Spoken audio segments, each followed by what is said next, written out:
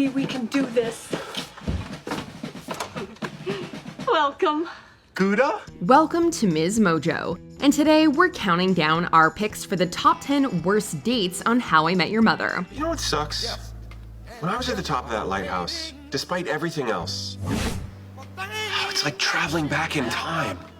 Just stop talking. For this list, we'll be going over the most embarrassing, painful, or just awkward dates characters on this sitcom went on. If there's a date the McLaren's gang went on that was decidedly not awesome, please let us know in the comments.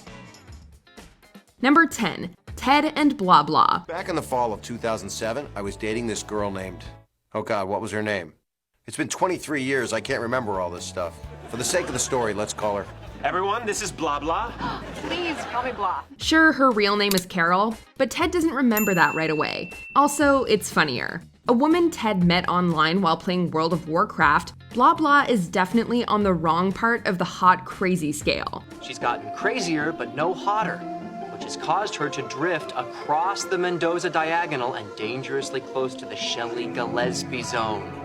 Another girl I dated. She gained 20 pounds and tried to kill me with a brick. Jealous and narcissistic, she spends the entire evening at McLaren's comparing herself to Robin and stirring up drama. These have sold in Japan. Robin, have you ever sold anything in Japan? No, but I would love to buy one of them where can I get one? I don't have a distributor here yet, but thanks for rubbing that in. Why are you trying to undermine me in front of Ted? She practically threatens Ted with exposing his new info about how Lily and Marshall met. Blah Blah is easily a hallmark of why sometimes hot isn't worth the crazy. Still, at least their date did give us some great flashbacks on how the gang met each other. Ted, I'm gonna teach you how to live.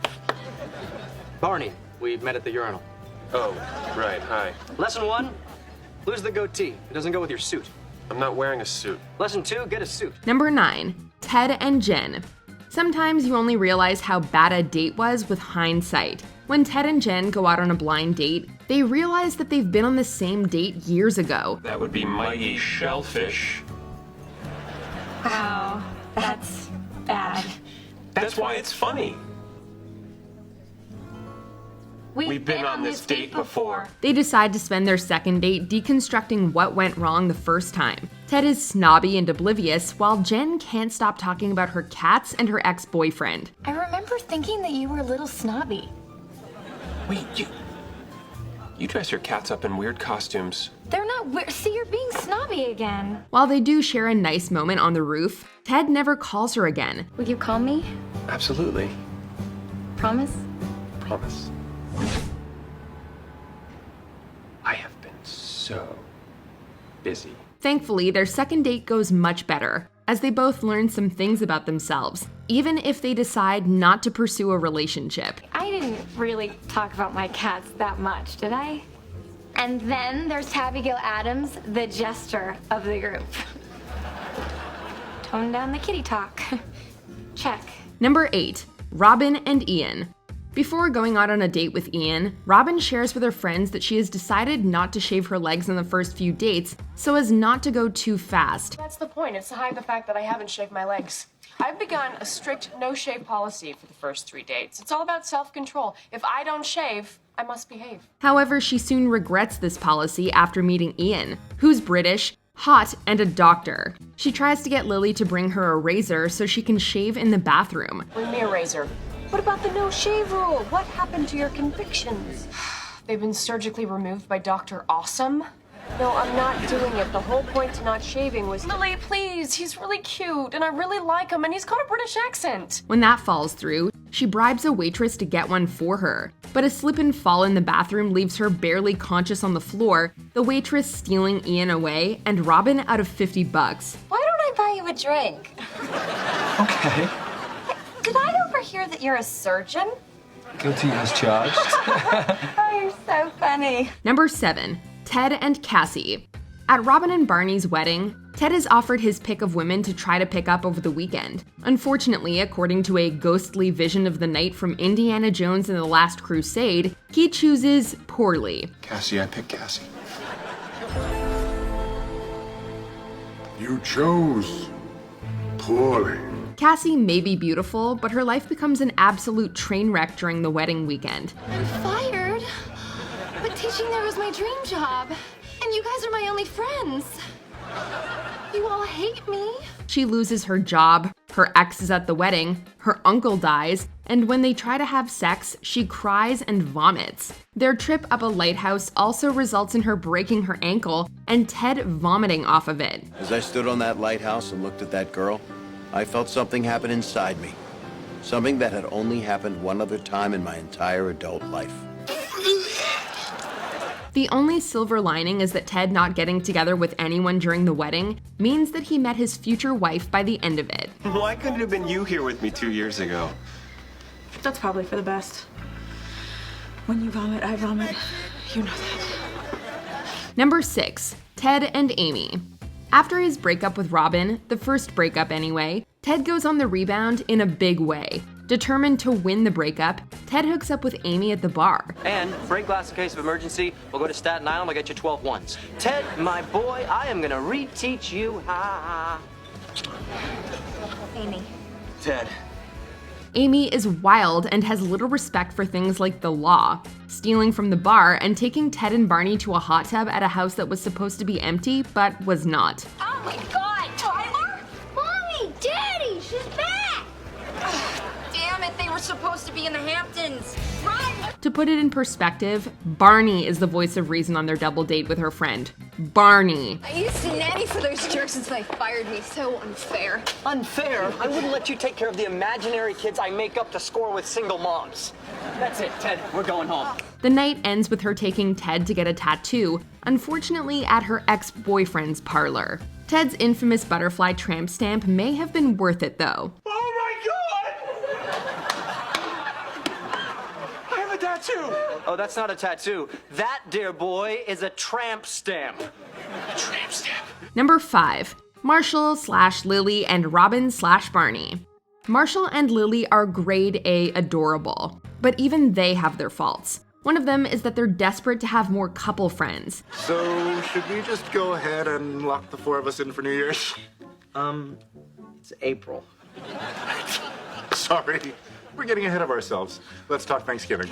So when Robin and Barney get together, they decide to have a double date. They come on a little strong. You guys are gonna want to get in on this Gouda. That's seared scallops with a mango chutney. Seriously, don't sleep on the Gouda.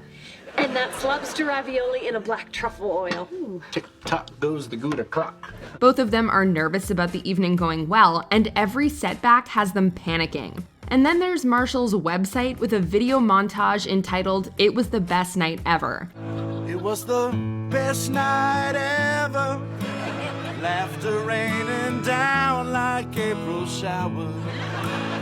Oh, we talk for hours. The song is catchy and entertaining, but it's clear from the pictures that Robin and Barney are not having a good time.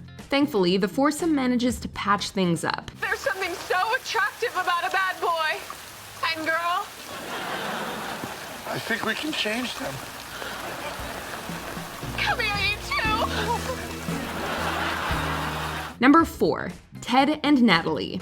Some of these dates feature things going wrong because of the person one of the gang dates. This one is entirely on Ted. Only so you could dump me 3 weeks later again on my birthday! No, it's not like that. I'm just, I'm just like super busy right now. Ted decides to give an old girlfriend another try and wins back Natalie, whom he tragically broke up with on her birthday over the phone. Maybe we should just call it a day. But you're awesome. Okay, bye. Surprise! Even more tragically, he decides to break up with her again 3 weeks later, when he feels like she isn't the one. Again on her birthday. I'm not the one for you! I'm sorry, I thought the mature thing to do would It's be... my birthday! Yes, I know, I didn't realize that it It's was... my birthday, and you're telling me I'm not the one for you? With just a little more awareness, Ted could have avoided the ensuing beatdown she gave him in a restaurant. Krav Maga is no joke. Remember when Natalie said, I have my Krav Maga class in half an hour. turns out Krav Maga is not a kind of yoga. It's a form of guerrilla street fighting developed by the Israeli army. Number 3, Barney and Quinn. For the record, we're not talking Barney and Quinn's full relationship. They were surprisingly good together. until they suddenly weren't. Got it. Look, Karma, I swear I never say crap like this, but I think maybe the universe is telling us something. You want to go out again? No, instead we're looking towards the beginning of their acquaintance. After realizing she's a stripper, Barney tries to win Quinn over. I'm sorry, I don't date customers. What about Destiny? I heard she's over at the Melon Patch now. No, I mean, like, fate. Telling us that we're supposed to be... Oh, listen, Barney. Because this happens where she works, Quinn insists on Barney paying her for a dance to make it seem like she's working to her boss. What if I pay for a dance? That way, your manager's happy, and then I can tell you why you should go on another date with me. I guess there's no reason why not. Okay. This date ends up being Quinn essentially manipulating Barney into giving her money, which is not the best foundation for a relationship. It has to be said. Sorry, can't talk. Manager's watching. I'm sorry if I hurt your feelings. It's a job. Yeah, well, at my job, we don't rip out people's hearts for money. Number 2. Barney tries the naked man. When Robin has a date with Mitch, Ted walks in on him performing the naked man. 2 out of 3 times. 2 out of 3 times. Just have to pick your spot. The naked man is best used as a last resort. Kind of a Hail Mary on a first date when you know there's not going to be a second one. Just as it implies, he waits while naked, which, according to him, leads to sex 2 out of 3 times. When the rest of the gang hears about it, they all decide to try it out. Lily tries it on Marshall, which works, and Ted is successful with his date as well. Ta-da!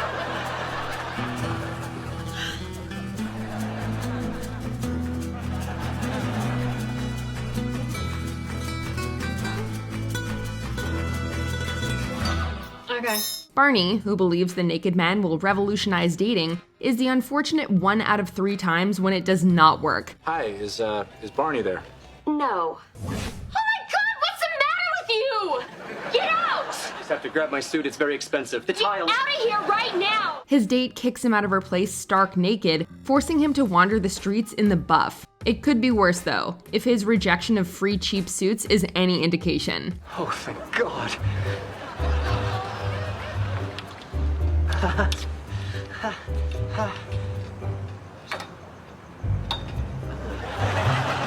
Before we continue, be sure to subscribe to our channel and ring the bell to get notified about our latest videos. You have the option to be notified for occasional videos or all of them. If you're on your phone, make sure you go into your settings and switch on notifications. Number 1. Ted and Robin.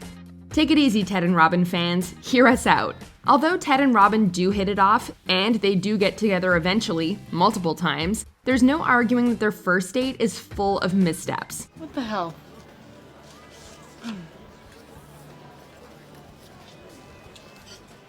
Jerk! That was fun. While they share common interests and things seem to be going well, their trip to Robin's place is interrupted when she's called away for a story. It's gotta be blue, it's gotta be French. No green clarinet? Nope. Come on, no purple tuba? It's a Smurf penis or no dice. There you are! We got a jumper. Some crazy guy on the Manhattan Bridge. Come on, you're covering it. Then, when Ted goes as far as to go back later after stealing the blue French horn in a romantic gesture, he biffs it by telling her he loves her way too quickly. I think I like your new French horn. I think I like your nose. I think I'm in love with you. What? What?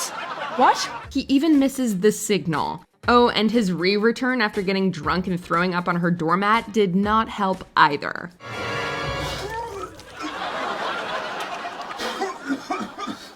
Hello? Someone out there? Do you agree with our picks? Check out this other recent clip from MsMojo and be sure to subscribe and ring the bell to be notified about our latest videos.